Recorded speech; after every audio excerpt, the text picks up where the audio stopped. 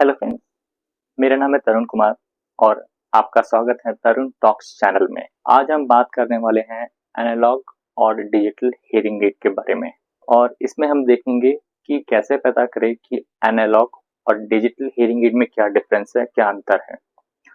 बहुत लोगों को उसका अंतर पता नहीं चलता, तो इसी वजह से वो एनालॉग मशीन ले लेते हैं और बाद में जाके उनको दिक्कत आती है। एनालॉग मशीन खराब नहीं है, एनालॉग मशीन भी बहुत अच्छी है। एनालॉग मशीन के मुकाबले डिजिटल मशीन ज़्यादा अच्छी है। जैसे कि मैं आपको इनके बीच का अंतर बताता हूँ, पर इससे पहले मैं आपको ये दिखाता हूँ। ये देखिए, ये दिख रही होगी आपको, ये डिजिटल हियरिंग एड है और एनालॉग हियरिंग एड भी देखने में सेम ऐसी ही लगती है। कलर डिफरेंस हो सकता है पेशेंट, बट मशीन डिज़ाइन इसका ऐसा ही होगा एनालॉग का। ओके। और एनालॉग और डिजिटल हियरिंग एड में ये डिफरेंस है, लैपटॉप से प्रोग्रामिंग नहीं कर सकते आपके हियरिंग लॉस के हिसाब से, पर डिजिटल हियरिंग एड आपके हियरिंग लॉस के हिसाब से हम प्रोग्राम कर सकते हैं। ठीक है। और 6 महीने बाद, 1 महीने बाद अगर आपकी दिक्कत बढ़ जाती है सुनने में, तो हम डिजिटल हियरिंग एड को दोबारा रिप्रोग्राम कर सकते हैं, पर एनालॉग में ऐसा नहीं है। सिंपल भाषा में कहूँ तो एनालॉग मशीन जैसे कि आप फोन के लिए ईयरफोन लेते हैं, कोई ईयरबड लेते हैं नॉर्मली सॉन्ग सुनने के लिए, यूट्यूब पे वीडियोस देखने के लिए, तो जब आप उसको कनेक्ट करते हैं और यूट्यूब पे वीडियोस देखते हैं, तो आपको भाई आवाज अगर कम आती है तो आप क्या करते हैं, मोबाइल से आवाज बटन दबा के बढ़ा लेते हैं। ठीक है। या अगर आवाज ज्यादा लगती है तो क्या करते हैं, बटन दबा के आवाज कम कर लेते हैं। वैसे ही एनालॉग मशीन का है। एनालॉग मशीन पीछे से प्रोग्राम होके आती है एक फिक्स हियरिंग लॉस रिपोर्ट के हिसाब से। ठीक है। उसमें यही है कि जैसे कि अगर आपको नहीं सुनाई देता लगाने के बाद, तो आप बटन दबा के आवाज बढ़ा सकते हैं हियरिंग एड में, या ज्यादा सुनाई देगा तो बटन दबा के आवाज कम कर सकते हैं।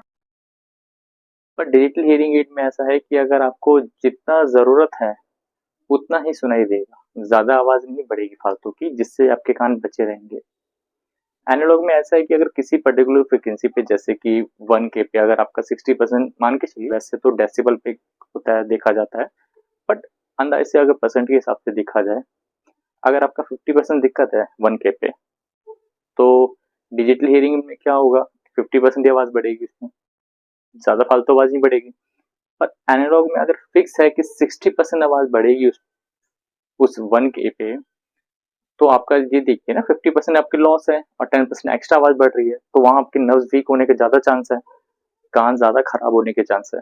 तो वही चीज है, कभी कभी एनालॉग मशीन से कान खराब होने का भी डर रहता है और पेशेंट को एक ऊंचा सुनने की आदत पड़ जाती है। पेशेंट को लगता है मुझे आवाज आ रही है भाई, मुझे समझ आ रहा है, बट पेशेंट को ये समझ नहीं आता है कि भाई मुझे जितनी दिक्कत है उससे ज्यादा अगर आवाज आ रही है तो नर्व्स आपके खराब हो सकते हैं।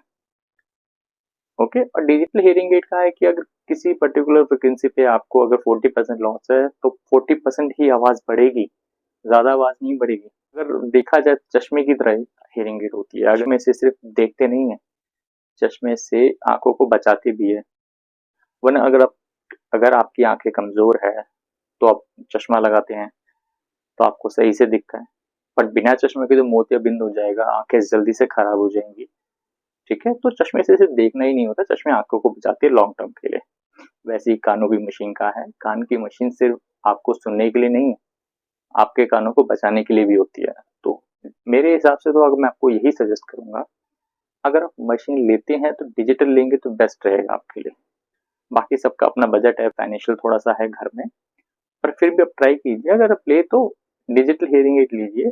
आपको पता होना चाहिए एनालॉग मशीन और डिजिटल हियरिंग एड में क्या डिफरेंस है। अगर आपको पता है कि भाई दोनों में ये अंतर है, उसके बाद डिसीजन आपका है कि आपको कौन सी लेनी है, अब अपने कानों को बचा सके। इसके अलावा अगर आपकी कोई क्वारी है या कोई आपको लगता है कोई परेशानी है, कुछ समझ नहीं आ रहा है हियरिंग एड के लिए, या कुछ भी आपका क्वेश्चन है, तो आप मुझे कमेंट कर सकते हैं, आप मुझसे पूछ सकते हैं, मैं आपका कमेंट का रिप्लाई जरूर दूंगा। अगर आपको ये वीडियो अच्छी लगी है, like, comment and share.